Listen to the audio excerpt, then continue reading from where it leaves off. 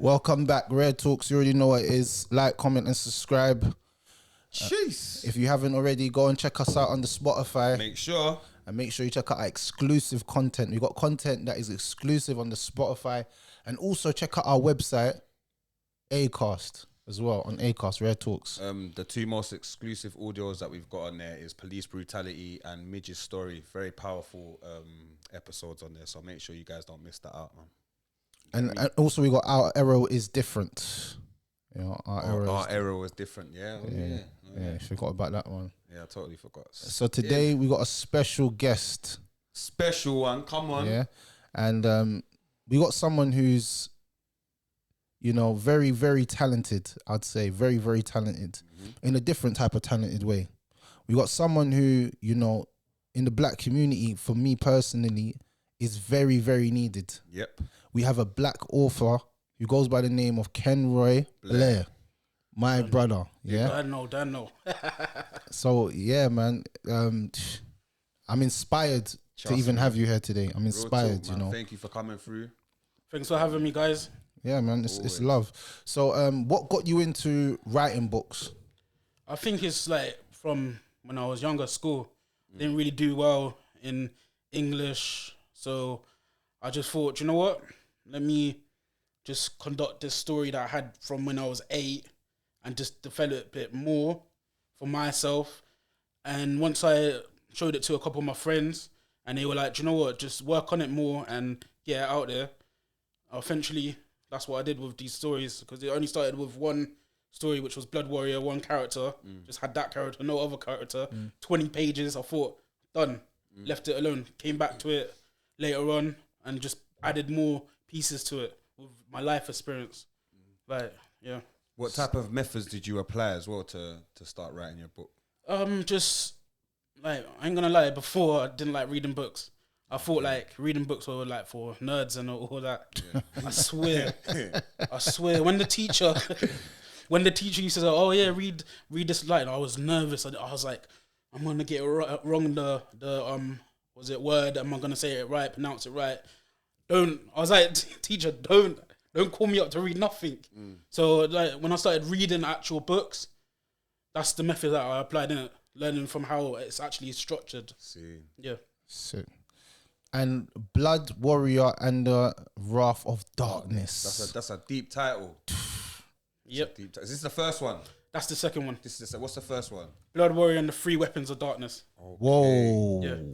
So explain to us a bit about it, man. What's that? Okay, so Blood Warrior and the 3 Weapons of Darkness is the first of 3 books. I say it's like a mixture of Games of Thrones and you put DC together. Okay. You know, in this world, everyone carries around a sword, because I kind of like it like Shakespeare, you know, when Romeo and Juliet and everyone had swords and that's what I kind of like, that kind of world. I think it's better than someone just like, you know, run up on you and just stabbing you. If you both have a draw, then you can see like who's actually a better sword. More skilled. Yeah, exactly. So, you know, I'm a big fan of that. It's like a superhero who doesn't really want to be a superhero. He just wants to live his life. He's got family. He wants to move from that, but he's getting, you know, manipulated into returning as a superhero and saving, you know, the world. And coming along other people like sidekicks and just so many mad characters. That's sick. Was it hard writing the book? Yes, especially at my level. I'm not gonna lie. I got an F in English, innit? Couldn't put sentences together. My grammar was all over the place. But I didn't give up. I just had a story, had characters, very creative mind, and I just kept going. I know I made a lot of mistakes, but like when you like get self-published, you get an opportunity to have an editor and a proofreader which goes over it and just puts it together. So I really studied that, how they did it, and then just adjusted it to my other books that I've independently published through Amazon. Yeah. So how did because you were saying that when we just met up, how did you get into? So you published the books from your own company? No, not my own company. Through a self-publishing company. Through a self-publishing. Yeah, company. Olympia Publishers. 2 of the books. Blood Warrior and 3 Weapons of Darkness, the first book, and Blood Warrior and the Wrath of Darkness, the second book. Okay. Yeah. And what's the difference between like self-publish and having like a big publisher? I think when you're a first-time author, like it's like same as a music artist. You ain't, your name's not there. No one knows you. Yeah. You know, so with a publishing company already there, they've already got,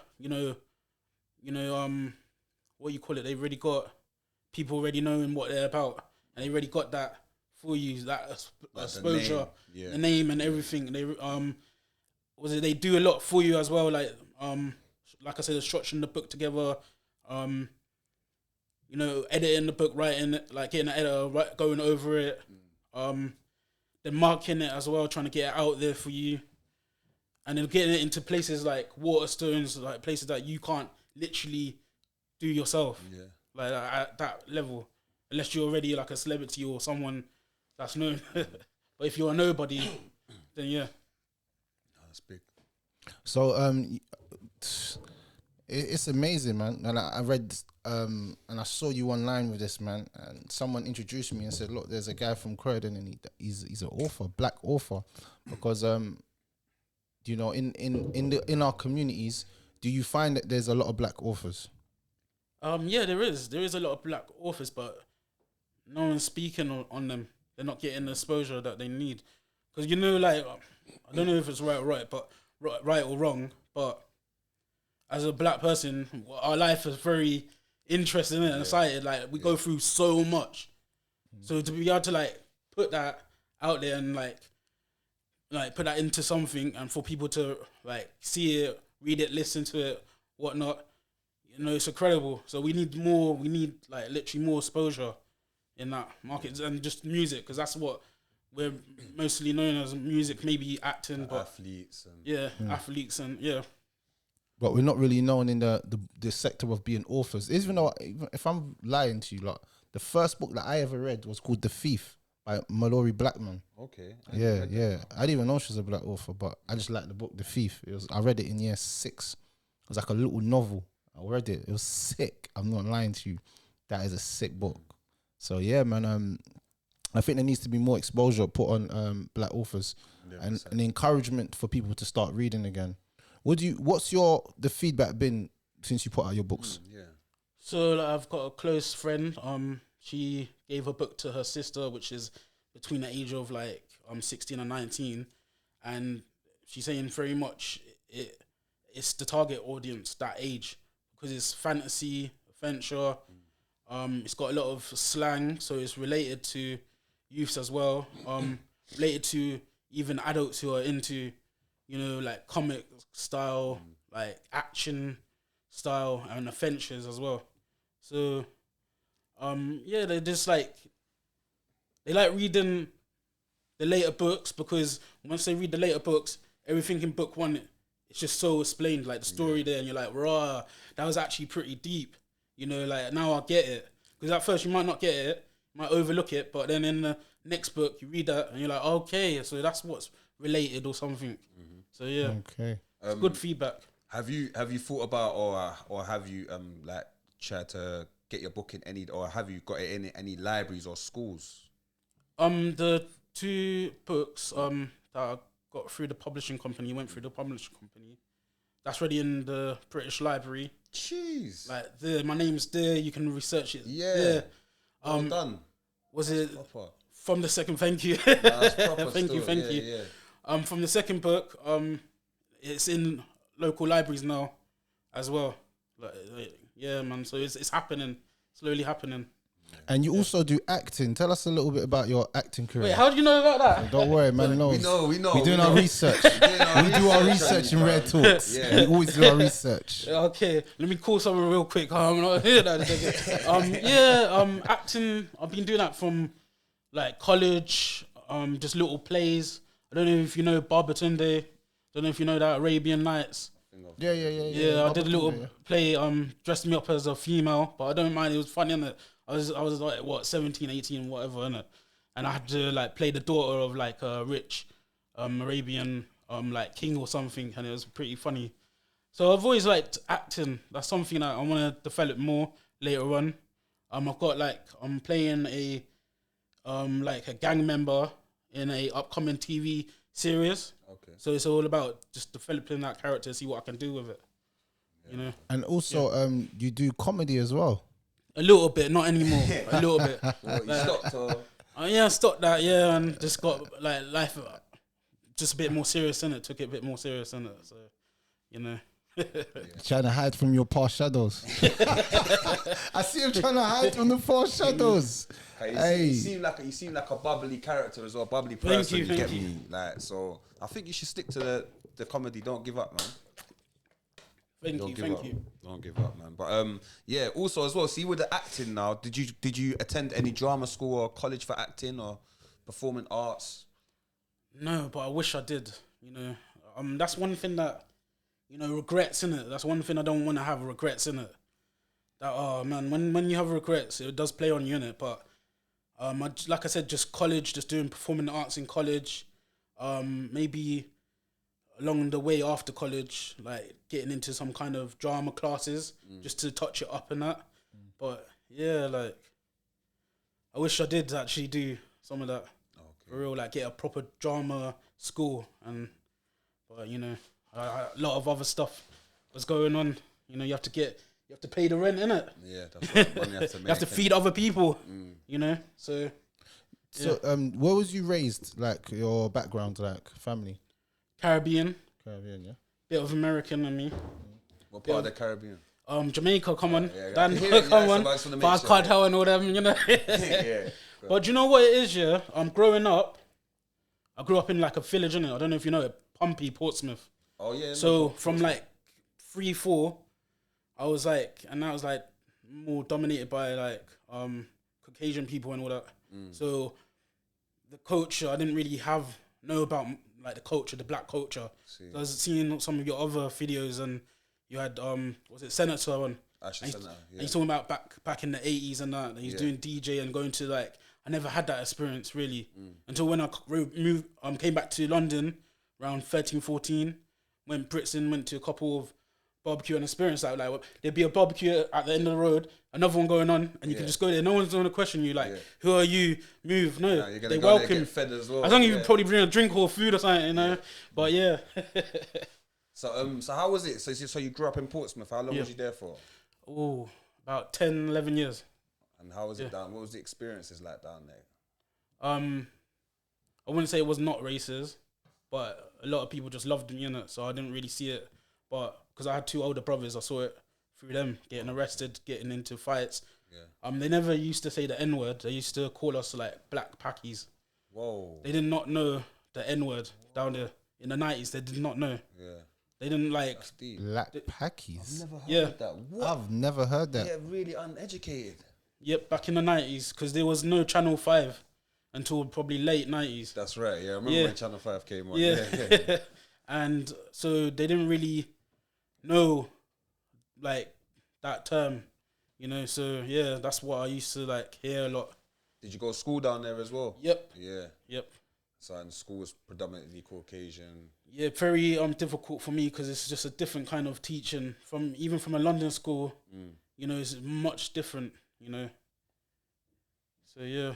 And then you came to London. And what part of London did you move to? Croydon. Okay. You know, straight to the hood, boy. Straight to the hood. Straight to the hood. Trenches. Mad. Even though I was born like Lambeth, like that's like where I'm originally from, like, you know, them sides. Come back like when I was like 13, 14, Croydon. So I wasn't involved in no gang or nothing. Didn't, lucky enough. I knew a lot of those people though. Yeah. You know, because when you're on the road or you go down to the park, you're going to come across these people. You go to parties, wild parties. Like imagine you're a Croydon boy. I don't know if you've gone to a Bromley house party. Them houses are mad big. Yeah, they're big. Yeah, it'd be like massive. 3 living rooms. Yeah. You see the culture shock. Yeah, so the only, because I bought from Portsmouth, which is the houses are alright. They're not like big, but they're alright, innit? So I'm seeing that, I'm like, oh, this is another lifestyle. Like, you know, like, look at how big this, you can put 3 cars, 4 cars on the driveway. You know, it's madness. Yeah. Trust me, that's it. Also, another question I wanted to ask. You see, growing up in Croydon, what kind of things did you see growing up in Croydon? Oh man, was it a lot? I was around when like DSM was like, you know, known, like doing their operations and that. So I see a lot. DSN bloody Yeah, hell, going. bruv. Yeah. Old school still. So I wasn't around like the old school man, which are like 40s and 50s now. It was like the ones which are now 30s and they're trying to like get jobs and just like better themselves. That was the kind of DSN that I saw. So they was a bit more ruthless. I don't know, like McDonald's is one McDonald's which everyone used to get run up on. You know, Where was that? In Norbury or no, Croydon McDonald's. Whitgift McDonald's. Yeah, remember that place? Oh man, kids used to get run up on like jump. Like, let me hear the change in your pocket. Jump. I was jump. You hear little change pass me like, so I got £1.50. Let me get me a drink. I need my box pass. Allow me. No man, yeah. Saw stabbings as well. You know.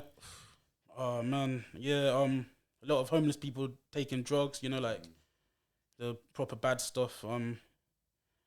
Spice. I've seen like. Yeah, just man, them taking spice on road, yeah. In the park, just there, or even on the roadside, just smoking it, having a conversation with you, bang, bang, and you're thinking, why does it smell a bit weird, plastically? And you're like, oh, that's spice. So you're backing up, yeah. And the next minute, man just drops on the floor, gone, and you're like, should I call an ambulance or nothing? And then he starts twitching it, and then half an hour later, he's up walking around like drinking his little Stella or whatever. You want mate? Yeah. Yeah, man. You ready for round 2? Hey, press the button. Press the button.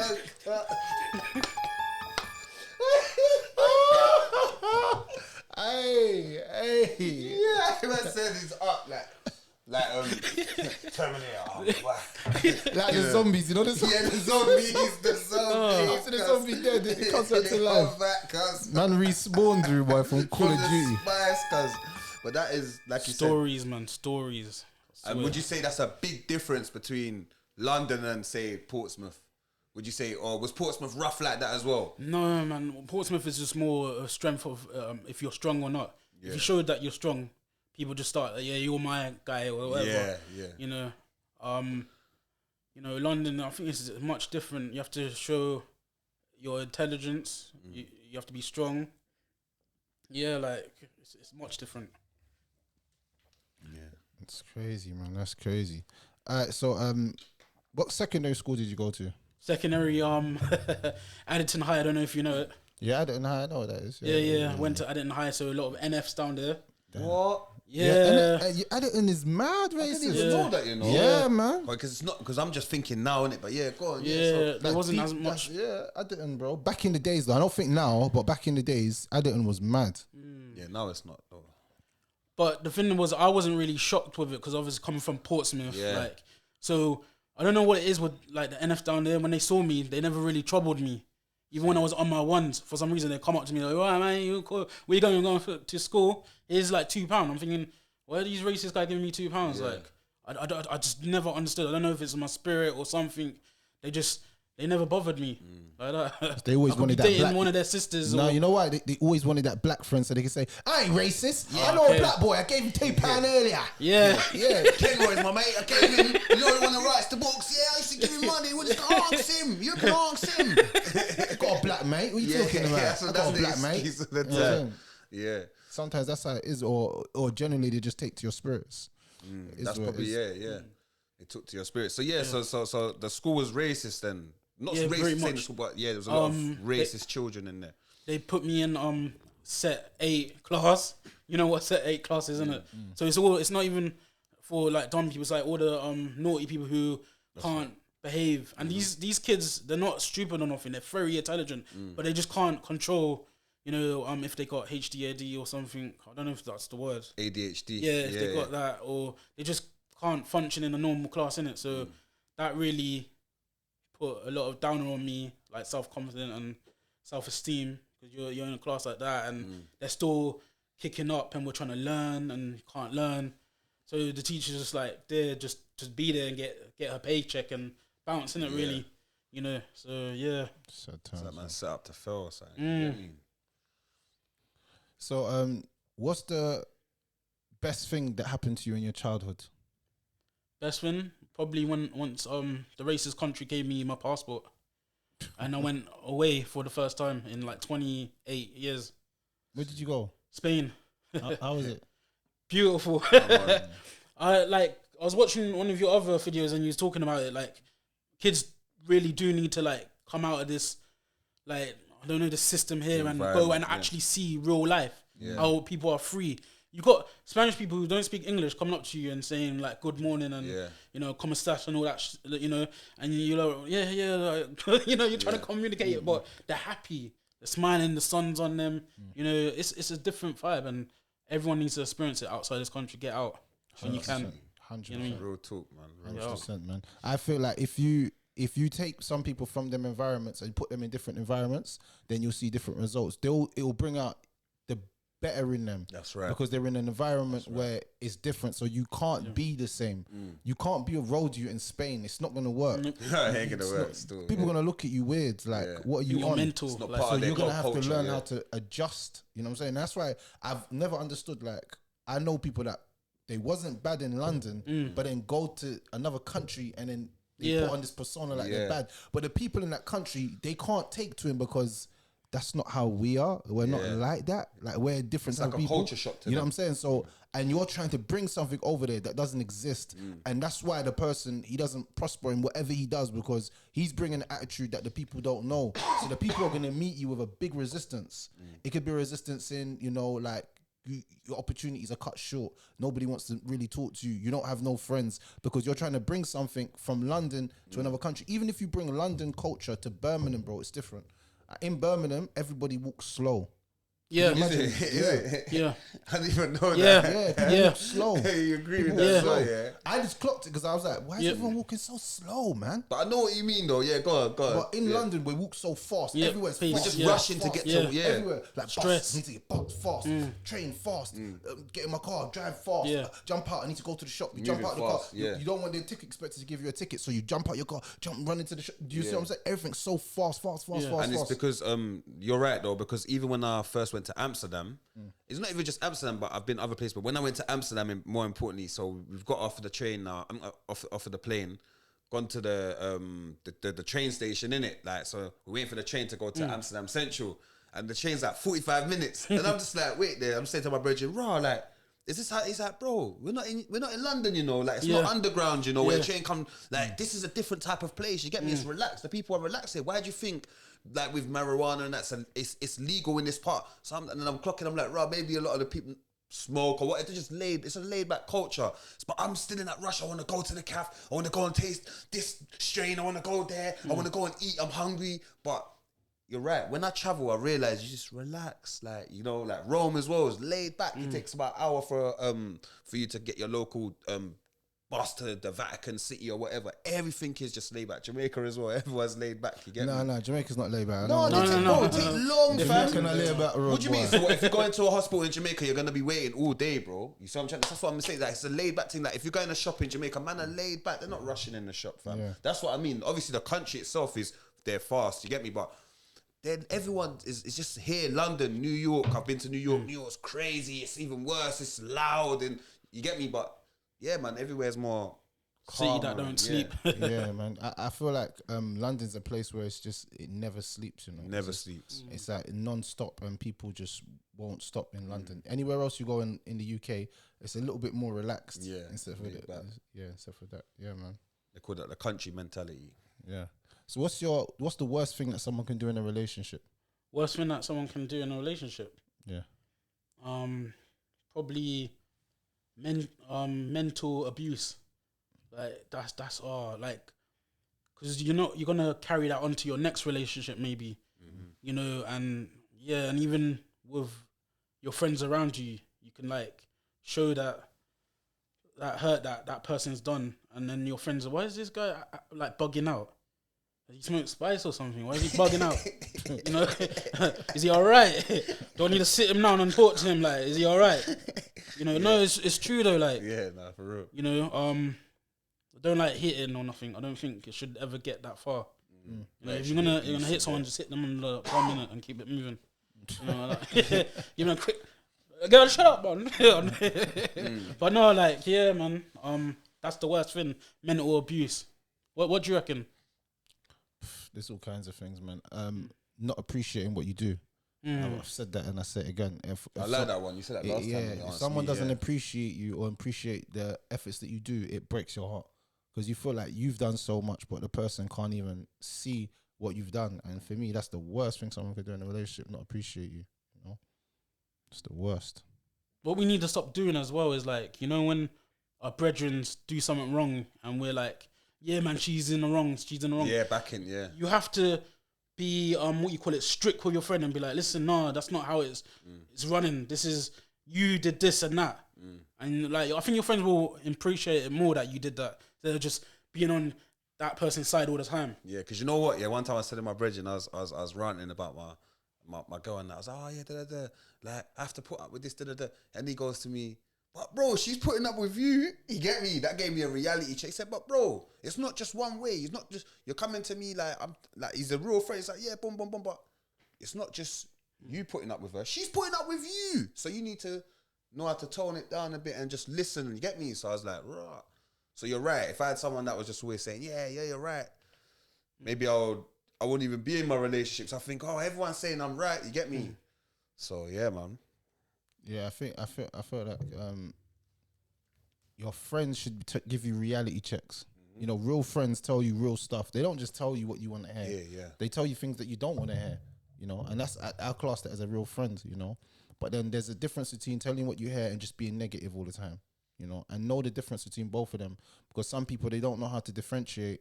All right, he's criticizing me, but why is it that every conversation starts with criticism and not upliftment? You know, you have to know your own space. And I was talking to someone about this last night about, you know, loving yourself enough to take yourself away from situations that are not going to benefit you. And I say that again, loving yourself enough to take yourself away from situations that do not benefit you. And I'm saying if somebody is bringing harm to your mental state, whether that is, it doesn't matter what you're doing. If you love yourself enough, then you're going to remove yourself from that situation. But if you don't love yourself enough, you're going to think that it's normal. And that's why people that in abusive homes, like mother and father, like fighting all the time, that person grows up to think that fighting is normal. Yeah, right? normal. You know what I'm saying? A girl might get hit and feel like he loves me because I saw my dad do it to my mum. And the boy might think I have to beat her or hit her for her to really know that I love her. But that's not really the case. Does that make sense? But it's a toxic way of thinking. So some people take that into their friendships. So they're like, if I'm not arguing with my friend all the time, he's not really my friend. So he's bringing that energy to you, but you're not even on that time. You know what I'm saying? So love yourself enough to take yourself away from situations that, you know, you don't want to be in. That's my advice for anyone today. So real. Yeah, for real. I'm saying. That's so real. What does self-love mean to you? Self-love could mean many things to me, to be honest. Was it if you're not waking up in the morning and liking your situation, then that's a problem, innit? You can always change the situation. It's not gonna happen straight away overnight. Just work on it, and as long as you keep doing positive stuff, you're gonna get there. You know, don't rush nothing. There's no point in rushing nothing. You know, you're gonna look like an idiot. You're not Sonic. Just chill out. You know. Do you think there's a cure to knife crime? Yes, of course. I think you just have to like me growing up in Portsmouth, there's a lot of activities that the youth like we did. We used to meet up, youth centre, interact. Families used to talk. So once that got a link with the families, like two different families, they know each other. That means those kids won't end up like getting into a massive beef where it's shanking someone, you know, or taking someone else's life. It's all about being tighter and unity innit, with each other, and not thinking who's that in 97 living there, where that's your next door neighbor. You should know who your next door neighbor is. Yeah. You know, you should know a little bit about what they do, not everything, but you know. And like in the 90s, there was a lot of that. I used to know my next door neighbor, could go there, get sugar, get milk, you know, could go and sit down, have a meal. You know, it's proper, like, you know. But now it's just like, I don't know if they've put out fear factor with a lot of things like, oh, you could get kidnapped in this house or whatnot. You know what I'm saying? Or I don't know. It's a bit weird. But yeah, there is a cure for knife crime. It's just starting with the youth. And I'm not talking about like 13, 14-year-olds. I'm talking about like probably from 5, 6. Just what Mark said earlier as well. Because you know what it is? It's because their sisters and brothers, which are in year 7 to like 11 are listening to all that music and involved in that. Yeah. So they're watching it and seeing that life in it. So it's already changing their mindset. But if we start from, you know, toddlers like 5 and show them how to love, you know, one another, we can change it, innit? Yeah. You know? That's right. Also, what's your thoughts on drill music? What's your opinion on drill music? Drill music, I think it's very creative. The videos are definitely creative. The bars are just like what they have done or what they did to get to where they are. It's like it's just suppressing yourself in it. Just like hip hop back in the 90s, you know, NWA, just expressing their life, what's going on and all that. Their environment. That's what I'm saying. I don't think a lot of kids understand that it's just them expressing what experience they've gone through or what they have done, and they're not really doing that no more. To some drill artists are still probably doing it active in it, which is bad, because once you start making money, you should be moving away from that. That's why, like Lowsky, in one of his interviews, he said something like, he's not on the road like that. That's right. If he's not on the road, I don't know him personally, innit? So can he still rap about all that? You see, with Lowsky, yeah, why I like Lowsky's interview, he breaks down, yeah, just like in your book, yeah, where there's characters, isn't it? So he's saying Lowsky's he's identified now. Yeah, when he was young, Lowsky in the head was a person that he named on the street or whatever, but he's now identified that I'm not doing that no more. I'm successful in my field and what I'm doing. So now Lowsky's a character. You get me? And whatever this character is saying, that's not true. It's not true about the character. It's like Terminator. That's not who Arnold Schwarzenegger is. You get me? That's Terminator, or you know, Phil Mitchell or something. Phil Mitchell. Yeah, that's a great one. Man, You get me? Phil I Mitchell. like that one there. You get me? Phil Mitchell. That's not how Phil Mitchell. You get me? Ross Kemp's obviously doing his little gangs thing, but he's not Grant Mitchell. He's you get me? He's Ross Kemp. So I think I like when the youths identify that, you know, that no, that's not me. That's not what I live. You know. But at the same time, I feel with drill music, But my question to you is this though: how long can you play a character till you actually become that character, bro? But I think where you've lived that character, where he's said that, like, you know, like before that was him, so now it's turned into a character. So you can only live it. You're right. You can't live it forever, innit? You've got to grow up one day and grow up. No, but I mean, character. like, but the character can live forever, though. No, but what I'm trying to say like is Batman and Spider-Man. No, but what you're not listening to what I'm saying to you. Batman is always Batman. Yeah. So when you know, Bruce Wayne couldn't differentiate his personal life. That's why you don't really remember Bruce Wayne's normal life, but you remember Batman's life, all the things that he done. So what I'm trying to say is, if I'm always acting as a character, do I eventually become that character? Like the Harley Quinn and the Joker thing. Do you know what I'm saying? Yeah. I know so if people are saying I'm just playing a character, I'm just playing a role, why can't you play a role of a slave or something? Like, what's the difference between that? Does it make sense? Because obviously, the role that he's characters playing is in the field that he chose, isn't it? You see what I'm trying to say? Whereas there's other characters where their role might be talking about girl. But I know what you mean. Like, are you gonna turn it? But I feel the way he identified it is that he thought he was the person before. Like, he was living as a character. But now I think he's identified that, my name is me and Lowsky. You get me? But do you think as well that drill music incites violence? Yeah. You do? Yeah. How, like? But that's like with every other music as well. It's not just drill. Like even grime, you might like want to kick down a door and like, slap someone or something just because they did you wrong and ate your sandwich in the morning, just because it's really spitting in a bar, innit? Or like, that was a hard bar, you know. I'm gonna actually go and do that. Yeah, like it's real. No, it's real. Like rock, you know, with the drug, like because heavily drug. Because I've been around rock people, I know rock people. They're really involved in like heavily drugs and, you know, stuff like that. So yeah, it's true. Like, you know, it's not just drill. A lot of other music as well. Yeah. You know. And films, everything. Yeah. I think It has a big influence. That's why when it says 18, like imagine this, you're like, you know, like a game, Call of Duty, 18. That's why it's 18, because apparently your mind is supposed to be, you know, well developed enough to actually play that game. And a lot of kids' mind's still not even developed until they're probably 28 or something. Yeah. You know, so, you know, it's not for everyone in it, but, you know, everyone's trying to play it. You know, like, I remember copping it when I was 15. Yeah. You know, like, you know, I'm blasting down next ops in it, saying, yeah, that's my ops, bang, man, you know. I even used to like ops. Yeah, look at that's mad though, isn't it? They named that. But I used to, I don't know, I know you used to do it as well. We used to go cinema. So say that might go cinema with youth club, or someone might take us, yeah, and then we're waiting to get picked up. So we just sneak into the 18 one because there's no one there. You know, you're already in, you've passed it. And we just sneak into the 18 one and sit down and just go and watch the 18 one. And there was no one there to even say, oh, how old are you? Checking any I was watching over 18 movies at the age of 6, bro. Yeah, even me. Videos like Chucky. Menace to Did Society. you even understood what was going on in these films? I just honestly, saw killing and just yeah.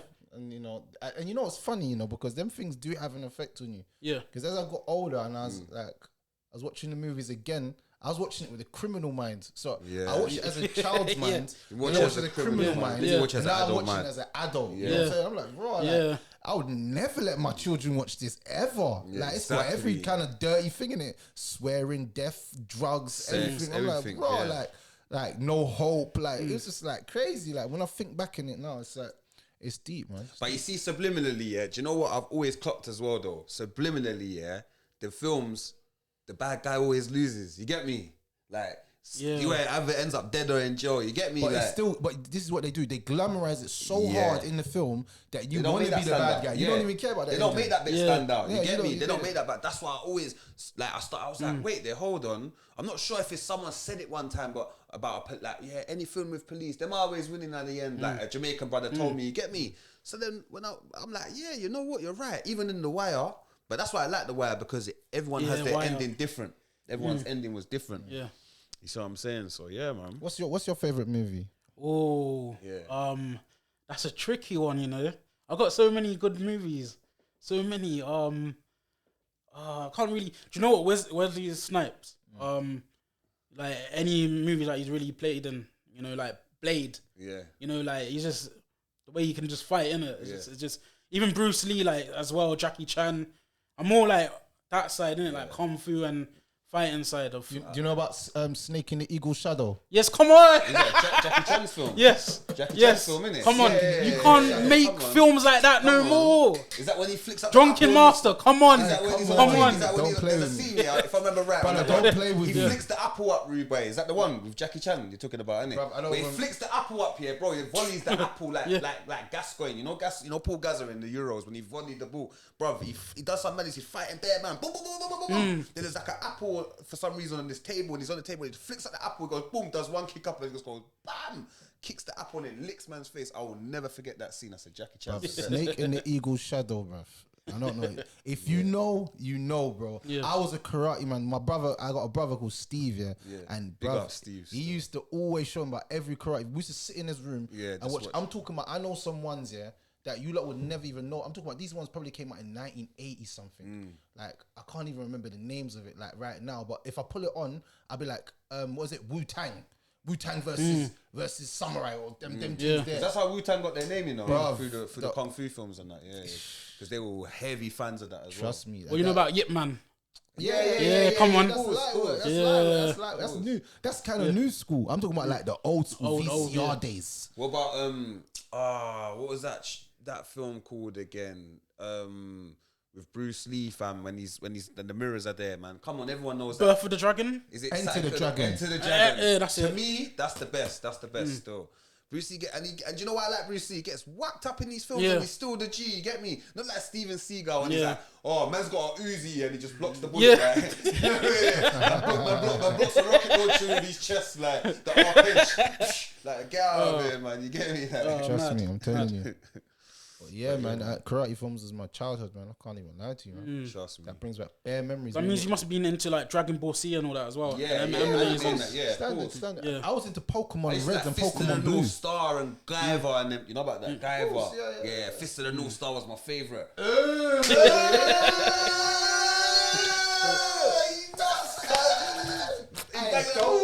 Don't get me mad.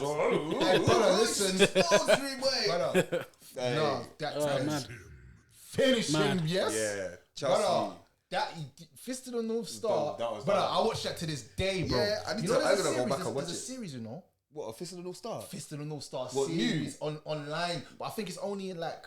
Was it from the old school one? It's got translation, but it's not in English. Yeah, it was always. I swear it was always like that, though, isn't it? This is like a new series that they brought out like 5-6 years ago. Okay, so it's like new brother. The design must be sick though. The It's got the same animation kind of of it must be storyline. mad. It's got the same kind of storyline. Yeah. But it's sick, and it's got all the characters in it, and it's like, oh, it's sick, bro. I I need can't to even watch tell it you. still. One Punch Man as well. Yeah, Have you Punch. Yeah. Have you been watching that? Yeah. That's anime. One Punch Man. Yeah. That's watched new. that, That's nah. new. Oh, you need to watch that, man. Yeah. There's something called Attack of the Titans. It's kind Yeah. of mad still. Mad. That's mad scary. Mad. Like, you know, if you was a kid like 6, 7 watching that, that's scary. Yeah, Attack of the Titans is mad. That is mad. I need to watch that as Yeah, well. trust me. But yeah, I would say as well. What would be your favorite book that you've read? This is going like off elsewhere, Yeah. but 50 Shades of Grey. What? That teaches you, just like Drake's music, that teaches you the way of life. I hate them. Why, brother? No way, man. I remember my girl had it in the yard. I was like, no, I read them things there. You get me? No, I read that. I get man me? said 50 Shades It's a of Grey. G, No, though. what did you learn from 50 Shades Yeah. of Grey? No, what did you learn from it? What did you learn? Everything, man. New stuff, man, for the bedroom, The innit? New stuff. upper game in the bedroom, yeah. The upper game. Next when the level, guy man. Blowing some girl's neck, and then next level. You don't even need to physically touch. You can do mad neck spins, and it's mad. It's mad. Like, it's mad. Gave me powers. I was like, you know. Gee. And he said it straight. Yeah. I read all 3 of them because it's like basically a nerdy version of Twilight. Do you know Twilight? The vampires. Yeah, they used to have it on TV. It's basically a naughty version. Is the book better than the movie? Of course, most of these books are always better than movies because they can't add everything into movies. But books, you can just go crazy. You can just say mad stuff like you're like, what the heck? But that scene was just like a 10-second scene. But this scene's like going on for 1 hour. And like, what the heck? Mad. Just going off for chapters. Yeah. Mad. Yeah, chapters. My man's just shelling out the thing, boy. Yeah, that was Mad. That sounds nuts. Mad. Still. Yeah. So that's your favorite. One of my favorites, and then Law of Power. 48 Laws. Yeah, 48 Laws of Power. Robert I haven't Greene. finished it, but I'm going through it. So, What's the most catching thing that you've got from that book? what one? 48 Laws of Power. Like I don't know if it's trying to teach you what it actually means, innit? 48 of power. It's like saying how if someone is like in a higher position than you, you don't show them that you are actually more intelligent than them. It's you make called, them believe. never outshine the master. Yeah, Master, that's yeah, it. That's what Law yeah, number 1. basically. Yeah. Yeah, never outshine the master. Yeah. It's a deep law because Yeah. a lot of people fall short. I fell short many times. Trust me. You know what I'm saying? Yeah. And it could be don't outshine your manager. You know. Yeah, Yeah. work. Yeah, that's how I just took it Yeah. now as well. And I've felt like that bare times still. When you're showing them all your achievements and showing how great you are to the team, and the person at the top's thinking, "I'm going to get rid of you soon." Yeah, no, I've seen it happen to man, and them I swear. Challenging my authority. Yeah. Back in the day, man, they took swords and fighted. But nowadays, Exactly. managers fire Yeah. you, bruv. Just get No, out you of the don't even way. have a say, fam. Yeah. Because When they you run the company, innit? Yeah, when you're at your own pace, no one can contest you anyway. Trust me. Yeah. You know. It's always good to show flaws, man. Show that you're Yeah. show flaws. But yeah, man, it's a good book. Man. Yeah, I'm not Never appear afraid of perfect. showing flaws now no more. I'm not afraid because it'll just make you better anyway. You have to make mistakes to learn from it, innit? That's right. That's why they say in that book, the 48 Laws, never appear perfect as well. Never appear too perfect. Yeah. Sick. So plug everyone in with your social media, man. Tell them what you're doing, man. What you doing now? And how to get your book. Okay, it's official Kenroy Blair on the Instagram. You can get all the books from Amazon. Some of them on Waterstone as well. Blood Warrior and the Three Weapons of Darkness and Blood Warrior and the Wrath of Darkness. They're on Waterstone as well. The BMT is the universe name, innit? Brilliant, masterful transcripts. That's what, you know, like DC and Marvel's got their name. That's the name for that. I'm trying to now find illustrators to create the characters in like visually. I got someone. See, that's what I'm I've saying. got This someone. is what it's I got a about. friend that I used to go to school called Darius. Shout out to my brethren called Darius. That's what he does for a living. Yeah. His whole life. That's his a narrator. passion. Yeah. That's what I'm looking for, honestly. Like, I'm gonna plug you in with him. No. I've got so much material to do that, you know. So, yeah, that's the next level, and then just see where it goes from there. With the acting as well, I'm gonna be the main character in our society, which is just what's going on day to day in a pandemic, gangs, races at work, just single mother kind of stuff like that. So yeah, it's like that's interesting. That's gonna be the first proper acting thing, and it's gonna go on TV as well. Like what's the that show? Bulletproof. Yeah. You've been watching that with Asher D. Yeah. And, no Clark. Yeah, so it's gonna be like that level of producing, like, so it's gonna be mad. I'm a bit nervous, but come on, let's do this. Yeah, go on, man. You got this, my bro. Yeah. Do this, man. Yeah. Then that's it really. Just hit me up on the Instagram. What's your Instagram? Official Kenroy Blair. Yeah. That's it. All right, man. Yeah. Don't know, man. Big up for coming through. Big up, today. man. Love for coming through. Keep up the good work, my brother. Yeah. Yeah. Keep it up, man. Thank you. Done Thank now. you guys. Blessings.